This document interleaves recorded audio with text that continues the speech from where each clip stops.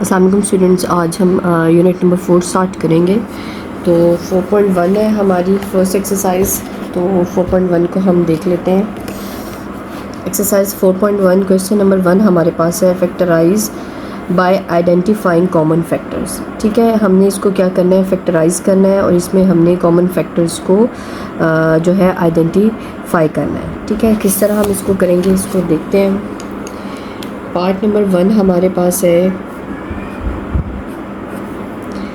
6x + 12।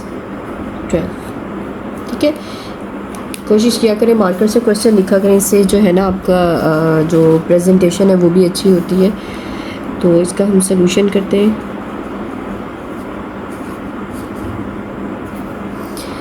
अब ये 6x है और 12 है।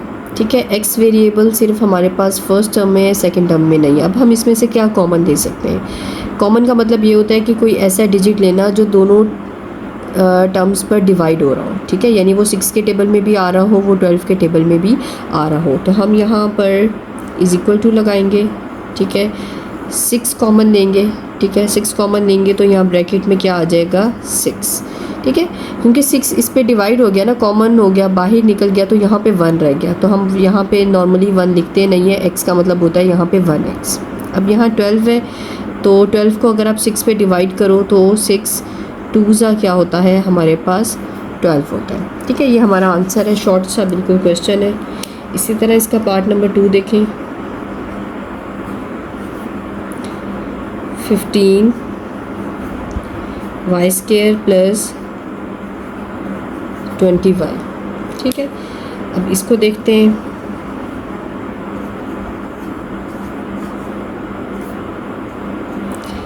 अब 15 कॉमन नहीं ले सकते। ठीक है, क्योंकि 15 के टेबल में आएगा, 20 के टेबल में नहीं आएगा।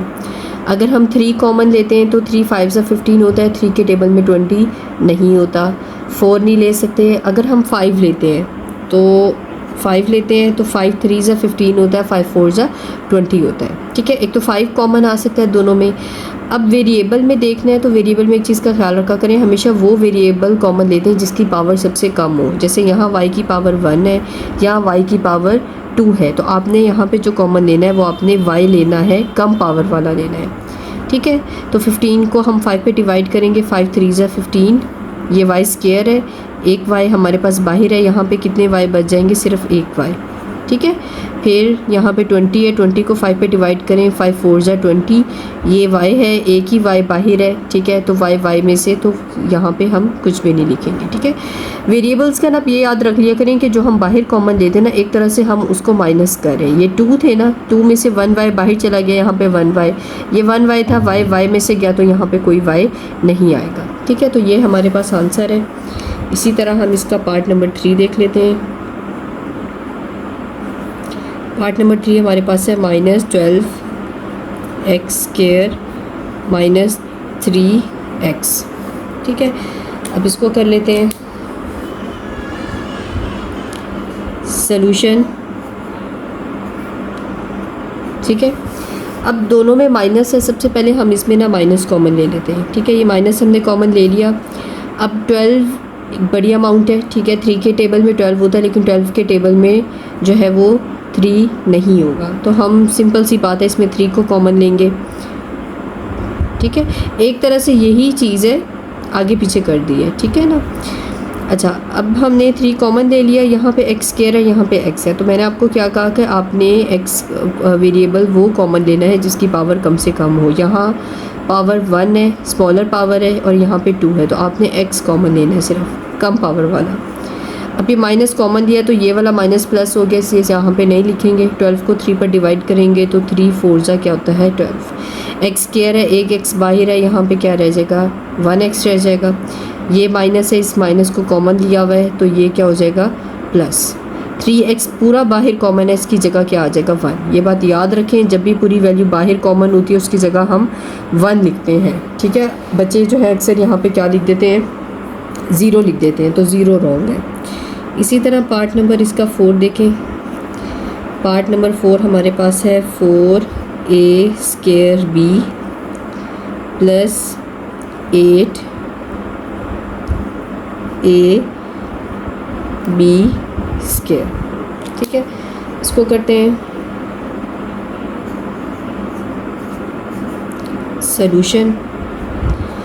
अब ये आसान सा है, दोनों आपको पता है 4 के टेबल पे जा रहे हैं। 4 और 4 2 ज़ा 8 होता है, 4 1 ज़ा 4 होता है, 4 लिख देंगे। अब ए में देखें स्मॉलर पावर ए की है, सिंगल ए की, और बी में किसकी है, बी की। ठीक है, अब ये 4 बाहर है, ए स्केयर है, ए स्केयर में से एक ए बाहर है तो यहाँ पे ए आ जाएगा। ठीक है, बी 1 ही है तो 1 बी, तो यहाँ पे हम बी को नहीं लिखेंगे। इसी तरह यहाँ पे देख लें 8 है, 4 को 2 पे डिवाइड 8 पे डिवाइड करें तो क्या आता है 2। 1 ए है, 1 ए ही बाहर है तो ये ए से कैंसिल हो जाएगा। इसी तरह बी स्केयर है, एक बी बाहर है, बी स्केयर है तो यहाँ पे क्या रह जाएगा, बी रह जाएगा। ठीक है, 2 में से 1 बी चला जाएगा तो 1 बी रह जाएगा। ठीक है, ये आपका आंसर है। इसी तरह हम करते हैं पार्ट नंबर 5। पार्ट नंबर 5 हमारे पास है x y minus 3x square plus 2x। इसका हम सॉल्यूशन कर लेते हैं। इज इक्वल टू, अब यहाँ पे देखें कोफिशिएंट हम कोई कॉमन नहीं ले सकते। कोफिशिएंट क्या होता है, वेरिएबल के साथ वाली जो वैल्यू होती है उसको हम कोफिशिएंट कहते हैं। ये सारे कोफिशिएंट डिफरेंट है, यहाँ पे 1 है, ये 3 है, ये 2 है, तो कुछ भी कॉमन नहीं आ सकता।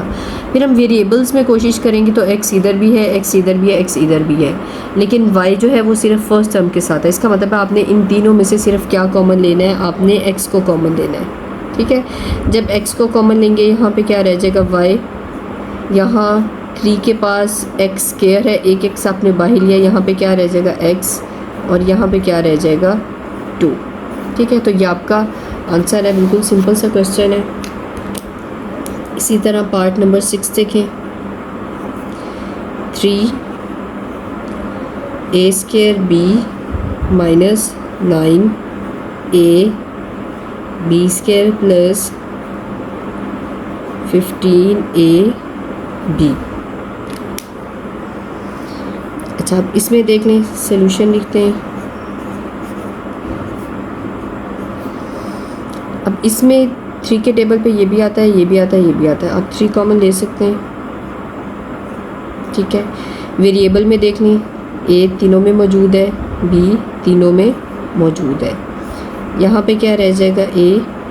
ठीक है, यहाँ पे 9 को 3 पे डिवाइड करेंगे तो 3b, 15 को 3 पे डिवाइड करेंगे तो 5। ए भी हमने बाहर कॉमन दिया है तो वो लिखने की ज़रूरत नहीं है। ठीक है, तो ये हमारा आंसर है। क्वेश्चन नंबर 1 हमारा कंप्लीट हो चुका है।